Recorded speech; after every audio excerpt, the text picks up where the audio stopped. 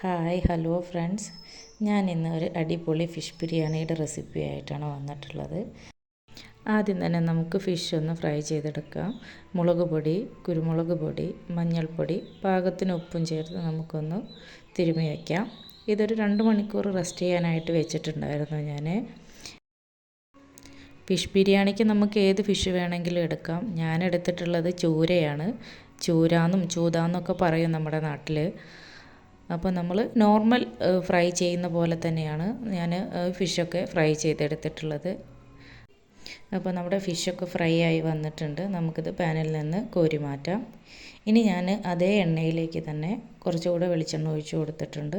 ഇനി ഇതിലേക്കുള്ള സവാള 2 സവാളയാണ് ഞാൻ എടുത്തിട്ടുള്ളത്. അത് കൈകൊണ്ട് നന്നായിട്ടൊന്ന് തിരുമ്മി കൊടുത്തിട്ടുണ്ടായിരുന്നു. ഇനി നമുക്കിത് പാനിലേക്ക് ഇട്ട് കൊടുത്ത് നന്നായിട്ടൊന്ന് വഴറ്റിയെടുക്കാം. ഇനി നമുക്ക് ഇഞ്ചി, വെളുത്തുള്ളി, പച്ചമുളക് ചതച്ചത് ചേർത്ത് കൊടുത്തിട്ടുണ്ട്. ഇനി നമുക്കിതിലേക്കുള്ള പൊടികൾ ചേർത്ത് കൊടുക്കാം. ഒരു 3/4 ടീസ്പൂണോളം മഞ്ഞൾപ്പൊടി, 1 ടീസ്പൂൺ മല്ലിപ്പൊടി, 1 ടീസ്പൂൺ കാശ്മീരി മുളക് പൊടി, 1/4 teaspoon garam masala, 1/2 teaspoon fish മസാലയും കൂടെ ചേർത്തിട്ടുണ്ട്. ഇനി നന്നായിട്ടൊന്ന് വഴറ്റിയെടുക്കാം. ഇനി നമുക്കിതിലേക്ക് അരിഞ്ഞു വെച്ചിട്ടുള്ള തക്കാളിയും കൂടെ ചേർത്ത് കൊടുക്കാം. തക്കാളി ചേർത്ത് നന്നായിട്ടൊന്ന് വഴണ്ടി വന്ന ശേഷം നമുക്ക് കറിവേപ്പിലയും അതിൻ്റെ കൂടെ ചപ്പും പുതിനയും കൂടെ നമുക്ക് ചേർത്ത് കൊടുക്കാം. ഇനി നമുക്ക് ഇതിലേക്ക് തൈരാണ് വേണ്ടത്. ഞാനൊരു 2 ടേബിൾ സ്പൂണോളം തൈര് ചേർക്കുന്നുണ്ട്. അധികം പുളിയില്ലാത്തത് കൊണ്ടാണ്. അപ്പോൾ ഇതും കൂടെ നന്നായിട്ടൊന്ന് മിക്സ് ചെയ്ത ശേഷം നമുക്ക് ഫ്രൈ ചെയ്ത് വെച്ചിട്ടുള്ള നമ്മുടെ ഫിഷും കൂടെ ഇതിലേക്ക് ചേർത്ത് പതുക്കെ ഒന്ന് ഇളക്കി കൊടുക്കാം. ഫിഷ് ഉടഞ്ഞു പോവാതെ നോക്കണേ. അപ്പോൾ നമ്മുടെ മസാല ഇവിടെ റെഡി ആയിട്ടുണ്ട്.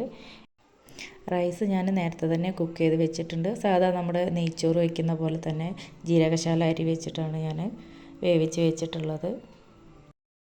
കുറച്ച് സമയം ദം ചെയ്യാനായിട്ട് ഞാൻ മറ്റൊരു പാത്രത്തിലേക്ക് മാറ്റിയിട്ടുണ്ട്. അതിൻ്റെ താഴെയായിട്ട് നമ്മുടെ മസാല കുറച്ച് വെച്ചിട്ടുണ്ട്. അതിൻ്റെ മുകളിലായിട്ട് കുറച്ച് ചോറിട്ട് കൊടുത്തു. വീണ്ടും അതിൻ്റെ മുകളിലായിട്ട് കുറച്ച് മസാല വെച്ചു. ബാക്കി വരുന്ന ചോറും കൂടെ അതിൻ്റെ മുകളിലേക്ക് ഇട്ട് കൊടുത്ത് നന്നായിട്ടൊന്ന് ഒതുക്കി വെച്ചിട്ടുണ്ട്. ഇതിൻ്റെ മുകളിലായിട്ട് ഞാനൊരല്പം നെയ്യ് ഒഴിച്ചിട്ടുണ്ടായിരുന്നു. അതിൻ്റെ വീഡിയോ എനിക്ക് എടുക്കാൻ പറ്റിയിട്ടില്ല. ഇനി നമുക്കൊരു 5-10 മിനിറ്റ് കനലിൻ്റെ മുകളിൽ ചെറുതായിട്ടൊന്ന് ദം ചെയ്യാനായിട്ട് വയ്ക്കാം.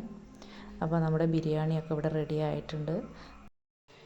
ചോറും ഫിഷും വേറെ വേറെ പാത്രത്തിലേക്ക് മാറ്റിയിട്ടുണ്ട്. അതിൻ്റെ മുകളിലായിട്ട് വറുത്ത് വെച്ചിട്ടുള്ള അണ്ടിയും മുന്തിരിയും എല്ലാം ചേർത്തിട്ടുണ്ടായിരുന്നു.